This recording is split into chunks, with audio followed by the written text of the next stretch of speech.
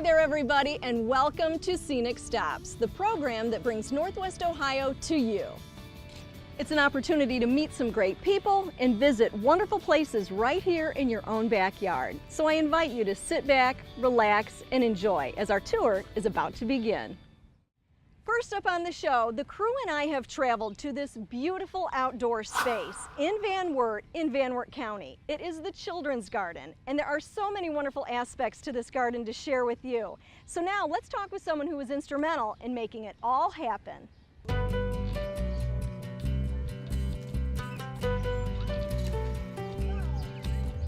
This really is a tremendous space. I am so impressed. You all must be very, very proud. To say the least. You put a lot of hard work into this. Yes, we have. Yes, we have. And it's been a wonderful thing for our community. Oh, I imagine so. Now, when did it all first get started? Well, when it first started, it was with a Master Gardener Training Program through Ohio State University. And there were 8 of we girls that signed up for the program. And with the program, we are to give back 50 volunteer hours. This had always been a vision of mine. The American Horticulture Society has a garden symposium for children, and there was one being conducted at Emory University in Atlanta, Georgia. So another Master Gardener and I made the trip and spent a week on how to establish a garden. You did research. We did a lot of research, visiting a lot of gardens, and we kind of plagiarized and took a lot of ideas from other gardens. That's okay. Yeah, it is. We got permission. We got permission. We always did. We had $0, no space. So that's when we went to the Parks Department and to the mayor. Well, the gardens themselves are in Smiley Park, and I happen to be the director for our Parks Department here in Van Wert. It's visited very often, you know, and so I think the kids really enjoy it. The families, the whole community enjoys it. You always hear a lot of comments from it and everything too, so. So it's the children's garden, but it's not just for the kids? No, it's not just for the kids. I think to me, it's a community garden more than anything, but everything is downsized for the kids so that they can learn and things like that.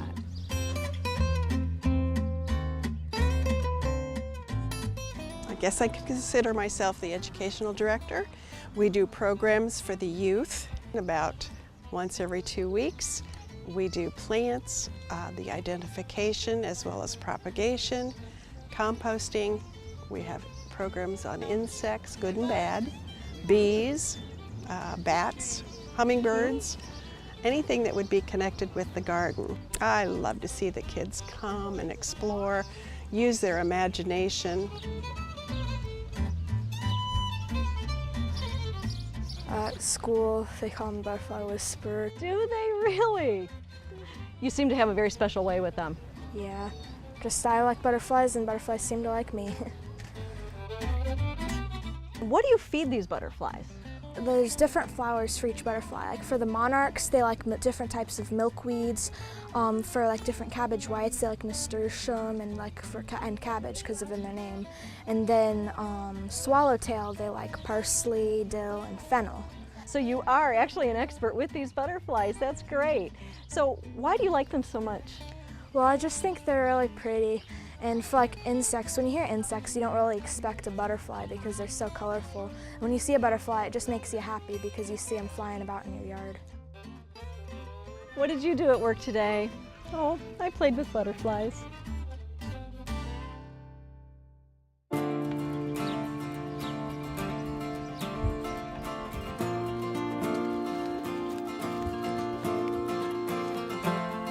So Bryce, you are one of the many volunteers that get involved here. Tell me about how you first got involved with the garden. Through the FFA, we needed to have community service, so this is one option to have it, and I've done it for 4 or 5 years, all throughout my high school career. You do. You dedicated a lot of time then, 4 or 5 years being involved here. And tell me about this section here in the garden. Well, we kind of have like different themed beds, and then in the middle is like a salad bowl, which have different kind of carrots are in front, and we have onions and beets and just different kind of things you can find in a salad. So this is the edible portion of the children's garden. Correct. Then tell me, what happens then with all of this food? Well, once the food is grown and then it goes up to the local food bank, so kind of giving back to the community in as many ways as possible. What would you tell someone about maybe coming out to visit the garden? What would you say? It's one big garden, but in each different section, so there's something for everybody here. So we have the vegetable part here, and then we have the butterfly garden, so it's just different aspects of gardening, not just one.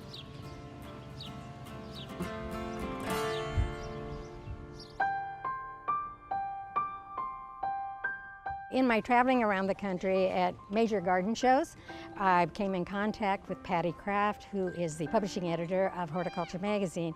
And so she's had to listen to all about our garden. So they covered our garden then as one of the 10 destination gardens in the nation. That's incredible. And, oh, we couldn't believe it when we saw it in print and all the beautiful pictures. It's been the icing on the cake.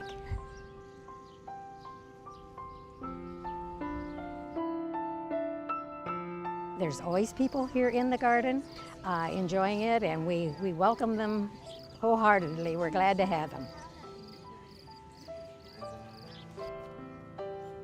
It's just a beautiful place to come and reflect, and we've seen parents, grandparents, and their children, grandchildren come, and they just enjoy walking. They see plants that maybe they've had in their past. It's not only for our community, but it's a lot of other people that come to visit. And so it's really been a big asset, I think, to the park system as well as to the community. Now, after our trip to the park, it's time to grab a quick pick-me-up. We're off to Findlay, where we find that they're serving more than just delicious coffee at Coffee Amici. That story is next. Do you know of a unique place that I should visit, or maybe an interesting person that I have to meet? Well, I'd love to hear from you. Now, it's simple. You can like Scenic Stops on Facebook and be sure to tweet #ScenicStops during the show. You can also play Scenic Stops trivia every week on Facebook for a chance to win some great prizes. Go ahead, it's really easy. Just go to facebook.com/Scenic Stops and we'll see you there. This next story is for any of you who love a nice cup of coffee, or hot chocolate, or tea, or even great music at a friendly meeting place. I guess this story is for everyone. Let's go to Coffee Amici in Findlay.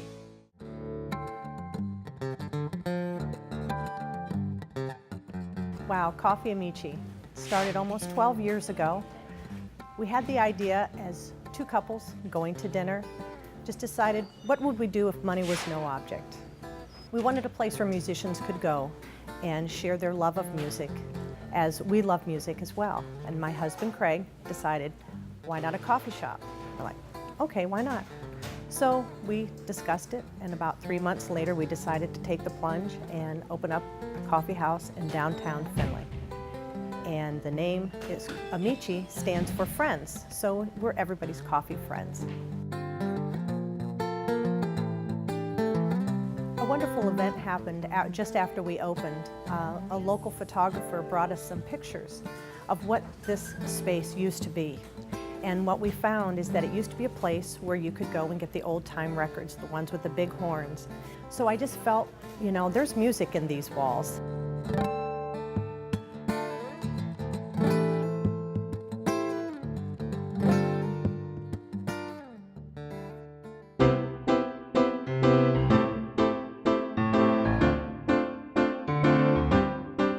Coffee, we decided, was the universal beverage that everybody knows. And we found that people like to gather as they're drinking coffee. There's a lot of healing properties in espresso, which makes you feel good. And who doesn't want to feel good? And we want to make people feel good. It's really amazing to know that all of the customers that have come in over the 11.5 years that we've been here, they once were customers and now they're friends because we see them every day. It's nice to get up in the morning and know we're going to go see our friends every day. It makes a warm environment, a warm atmosphere. There's just like a nice glow. And when everybody is in here and there's the hum of the people, it just makes it a nice, inviting space to be. This is an extension of our homes, that when people come in, we want them to feel comfortable and sit back and relax and enjoy their cup of coffee and their conversation with a friend. People like to have their meetings here. meet here. We've also had people who've met online who are meeting for the first time. We seem to be that spot that's a comfortable, safe place for them to meet.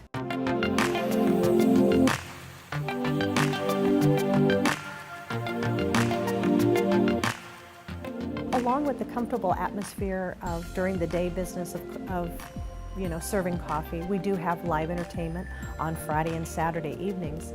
Friday night we have set the stage up to do open mic where we have a variety of music, kind of a mixed bag, all different styles of music and players and all skill levels that come in. When musicians come in, they go and talk to Craig, who's our music guy, also my husband, and also a co-owner. And Craig makes it very convenient for them to perform up on our stage.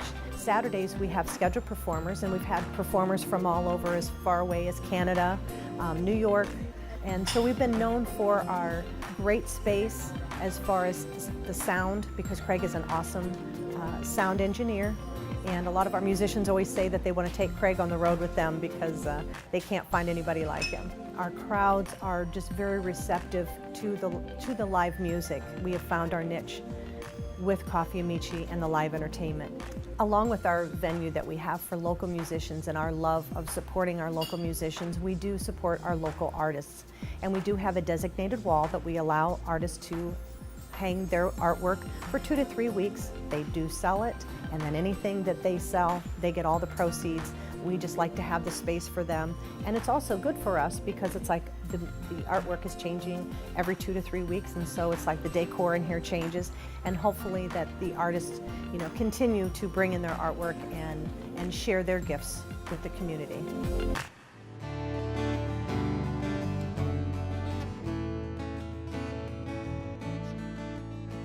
It's the usual crowd, they don't seem to care. Here at Coffee Amici there are 4 owners, 2 sets of husbands and wives, and we found that everybody sort of has a piece to the puzzle.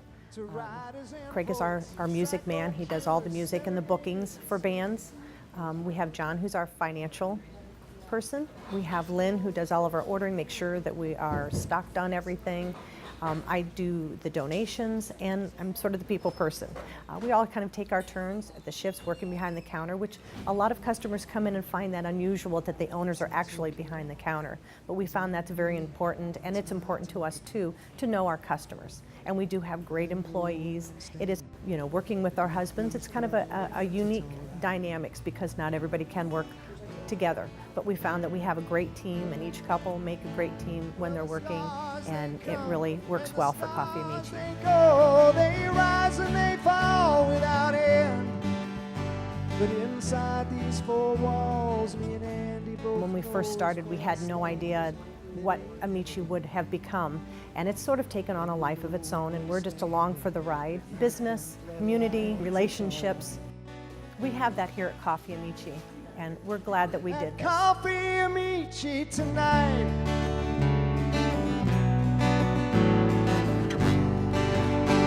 At Coffee Amici tonight.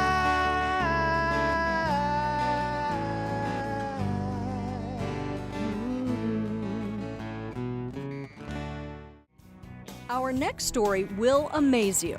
Watch as 2 mysterious artists create their temporary art right before our eyes. We venture a little beyond Northwest Ohio to the Columbus College of Art and Design.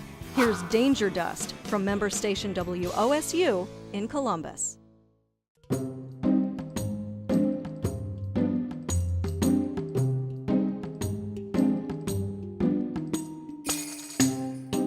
both just love the idea of taking something that's like ordinary and then turning it into something that's like special. Yeah. Chalk is just it's in every classroom. You've been exposed to it since you were a little kid, and asking something to do something that it's not intended to do. When we first started it, just no one knew who was doing it just because it was so new, and it was kind of like we were graffiti artists in some way, oh, who did that chalkboard? And it felt very mischievous, and so we wanted to come up with a name that was sort of played on that. Yeah, it's graffiti, I guess, but it's not at all at the same time. Yeah. We are both advertising graphic design. We have minors in copywriting. I mean, neither of us had ever done chalk before, and it just seemed like a fun, easy thing to do. And when we first started, we didn't think it was going to be this big. Yeah, we'll come in, like we'll do the planning beforehand. It takes at least a day to plan, just to like figure out like what quote you're searching for. We have a catalog of quotes, and this one's been one that we've been wanting to do for a while.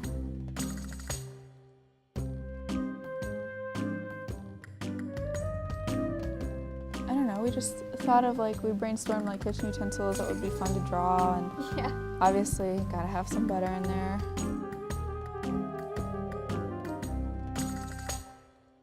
We added the book and the cloth, like the towel on the bottom and the top at the last minute. Because we wanted to fill those spaces just because they felt a little empty. I didn't want to put eggs on there just because I thought they'd be a boring shape.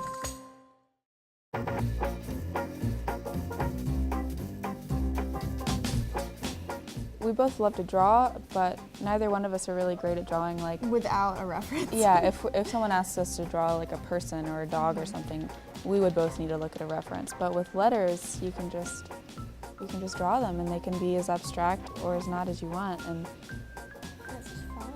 that's what I love about it. Just pure chalking time is usually 5 or 6 hours. One of the boards took like 9 hours, and like we're coughing up chalk dust. We close the doors so that while we're working, no one can like come in and see.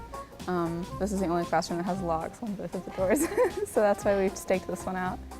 This week was the first time that we tried sharpening the chalk. Yeah, sharpening the chalk and then paintbrushes. That was fun. Well, flour just felt like a very like light, airy, kind of fluffy thing, and blending it felt more natural with the brushes. You know, you get a different effect from it, like when you're using your hands to blend it, when you're using a cloth to blend it, when you're using a Q-tip, and we've realized now with the brush. We use Q-tips. We've used a lot of Q-tips. But they're nice for like, especially like if you get them wet, you can like clean a sharp edge with them. The fact that it's only a week helps you just like let it go. Really, that's my favorite part of it, the fact that it's like gone. Yeah. It's kind of liberating because like the work you do like for your school projects, it's so long and drawn out and extended, but with this it's like something new every week. It's chalk. Yeah, it's never gonna be perfect. Breaking away from your comfort zone is a good thing. Some of the first quotes we did were quotes that like one of our teachers told us in class that they really influenced me, and I guess part of it was just wanting to share that. It's fun working with your hands and getting your hands dirty and like feeling exhausted, like when you're done with it, putting your whole body into something. I can be doing 4 things at once while I'm working on the computer, but with chalk, you have to just be doing like chalking. Because you have Q-tips and brushes and chalk and rags in your hands. And you have to like go up in the corner and stand on a chair and then go down to the other corner to fix that smudge, you know. We're an anonymous duo of chalk artists, and every week we create a new chalkboard, and after that week is over, we come back and erase it and do another one.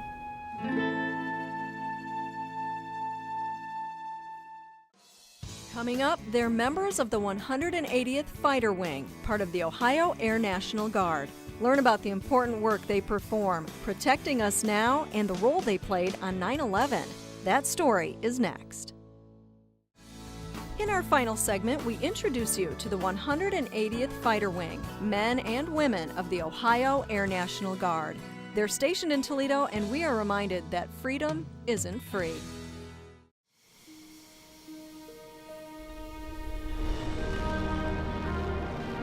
The idea of service before self. When you choose to join the armed forces, everybody is a deployer. You're making that choice then. You're at the 180th Fighter Wing, which is the Toledo Air National Guard. In 1952 to 1955, we flew F-51s out of Akron, Canton. We were transitioning from F-51s to F-84s, and the runway was too short. So we prepared for changes to move to Toledo. In '92, we started flying F-16s here at Toledo. The F-16s we have here are called Block 42s. The ones we've got out here were built in the 1989, 1990 ballpark. So it sounds like they're really old. As it turns out, a better measure for an airplane is how many hours you've flown it. And these F-16s are some of the youngest in the whole world. It's one of the airplanes that is still a frontline fighter. So for example, when jets go to Afghanistan, they're F-16s that are fighting over there now. And active duty, Guard and Reserve all mixed together. The Air National Guard is basically a component of the Air Force in its support to the active component. What existed yesterday was essentially three Air Forces. You had an active duty Air Force, you have an Air Force Reserve, and you had an Air National Guard. Today, and what we're working towards, is a concept called the total force. And in the total force, we like to think of it as an Air Force with three components. So you can actually execute a federal mission, a state mission, with both full-time and part-time airmen, is our goal, what we're transitioning to. The vast majority of our folks are part-time, which means that they're going out and they're doing whatever their full-time jobs are during the week. And then at least once a month or so, they'll come out here and switch gears, put on a military uniform, and start working on the jet. It's broken down into four groups. You essentially have the operations groups, which is what you would think of the pilots and those that support the immediate pilots. You have the maintenance group, which are those who turn wrenches and work specifically on the airplanes to support the flying mission. You also have the mission support group, which is anything from the cops to fire, to civil engineering, to any of the support crew contracting services that we have here on base. And then you have the medical group. I'm the maintenance group commander here at Toledo. Been here about 14 years. Before that, I was active duty for about 17 years. And I was a pilot on 911. I was the flight lead of the first two airplanes that took off that day. I can remember being in a briefing room, getting ready to brief my flight for the day, and right around that same time, the phone rang in our ops desk. But the voice on the other end of the line says, "We need you to get two airplanes airborne." And at the time, I thought to myself, do you know even who you're talking to? This is Toledo. We don't have any jets on alert status here. I don't think you're calling the right people. And he said, no, we need you. So I grabbed another guy on the way out the door and said, hey, come on, we're gonna go take off. And so we started patrol over Ohio around that time. What we talk about as F-16 pilots is eventually you get to the point where you're no longer really flying the airplane, you're wearing it. You become so kind of ingrained in the airplane and everything becomes habit and instinctive. Most people would think, oh, the pilots come to work, they fly for an hour and then they go home. Realistically speaking, pilots come to work, they brief, they fly for about between an hour and 2 hours, depending on the mission they're going to do, and then they talk about what they just did. Just the flying mission alone, whether you're practicing for combat or flying a practice alert mission, that takes about an 8-hour day. And then you have the support personnel, whether you're in the maintenance group, the mission support group, or the medical group, that support that mission on essentially on a daily basis. Militarily, Toledo sits right smack dab in a very significant part of the country. 60% of the American people live within 500 or 600 miles of us here. So it's a major geographic center, strategic importance from that perspective. I would say critically important, not only for the federal mission of protection of the homeland and defending really the northern tier when you look at who would do that job, but also from a state perspective too in the defense support of civil authorities.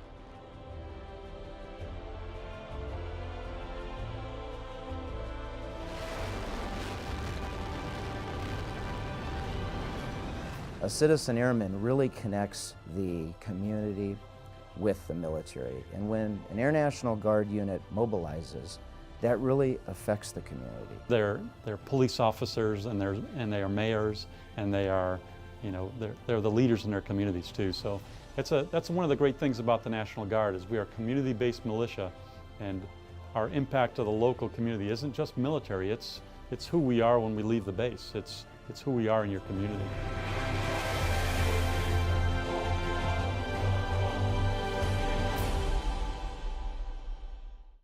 Well, that is all for this episode of Scenic Stops. We've really had a great time here at the Children's Garden and Butterfly House here in Van Wert. Be sure to tune in next time. We'll have more great road trips across Northwest Ohio.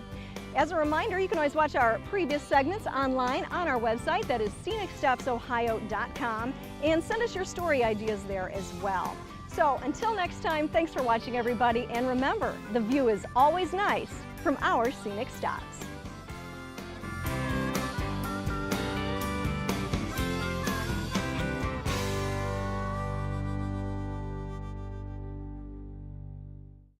Well, that is all for this episode of Scenic Stops. We've really had a great time here at the Children's Garden and Butterfly House here in Van Wert. Be sure to tune in next time. We'll have more great road trips across Northwest Ohio. As a reminder, you can always watch our previous segments online on our website, that is scenicstopsohio.com, and send us your story ideas there as well. So until next time, thanks for watching, everybody, and remember, the view is always nice from our Scenic Stops. Coming up next is Northwest Ohio Journal with your host, Steve Kendall. What's the topic for us tonight, Steve?